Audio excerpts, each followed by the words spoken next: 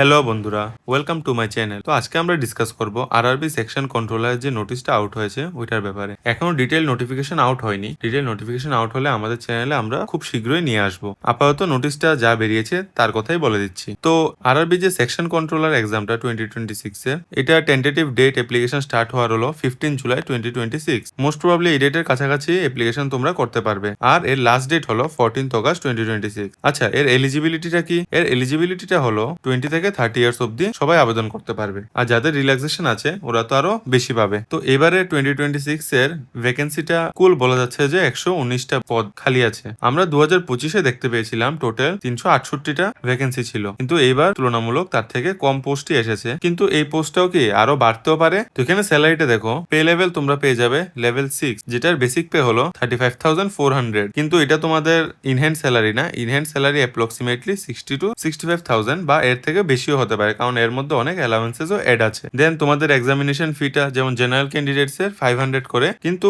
আবার যদি তুমি সিবিটি 1 স্টেজটা দাও, এক্সামে এপিয়ার করো, দেন 400 তোমাকে রিফান্ড করে দেওয়া হবে। আর ফিমেল, এসসি এসটি, ওবিসি যারা ক্যান্ডিডেট আছো, পিডব্লিউডি বা অন্যান্য ক্যাটাগরির যারা, তোমাদের 250 করে, আর যেটা পুরোটাই রিফান্ড করে দেওয়া হবে সিবিটি 1 এ এপিয়ার করলে। তো এর রিক্রুটমেন্ট প্রসেসটা কিভাবে হবে এটা বলে দিচ্ছি। প্রথমে সিবিটি 1 হবে, দেন সিবিএটি হবে, দেন ডকুমেন্ট ভেরিফিকেশন, দেন মেডিকেল এক্সামিনেশন। দেখো সিবিটি 1 এর যে প্যাটার্নটা থাকবে, টোটাল টাইম থাকবে 120 মিনিটস, 120 মিনিট টাইম থাকবে, 100টা কোশ্চেন থাকবে, আর প্রত্যেকটা কোশ্চেনে নেগেটিভ মার্ক 1/3 করে নেগেটিভ মার্কিং আছে এটাতে। দেখো এই এক্সামের এডুকেশনাল কোয়ালিফিকেশন হলো গ্রাজুয়েট যে কোনো রিকগনাইজড ইউনিভার্সিটি থেকে, শুধু গ্রাজুয়েশন। আর এর সেকশন হলো, এই পোস্টের মেইন সুবিধা হলো যে যারা ম্যাথ আর রিজনিং খুব ভালোভাবে পারে তাদের জন্য এটা একটা সুবর্ণ সুযোগ, কারণ এটাতে কোনো জিকে ফিকে নেই বা জিকে কোনো ঝামেলা নেই, শুধু ম্যাথ আর রিজনিং আছে। যেমন ম্যাথ থেকে 60টা প্রশ্ন আসবে, আর এটাও তুমি বলতে পারো যে রিজনিং এর পার্ট, তো টোটাল 40 মার্কসের টোটাল 40টা কোশ্চেন আসবে। তো ম্যাথ 60 কোশ্চেন্স আর রিজনিং 40 কোশ্চেন্স। আচ্ছা, তো দেখো এই যে সেকশন কন্ট্রোলার পোস্টটা, এটার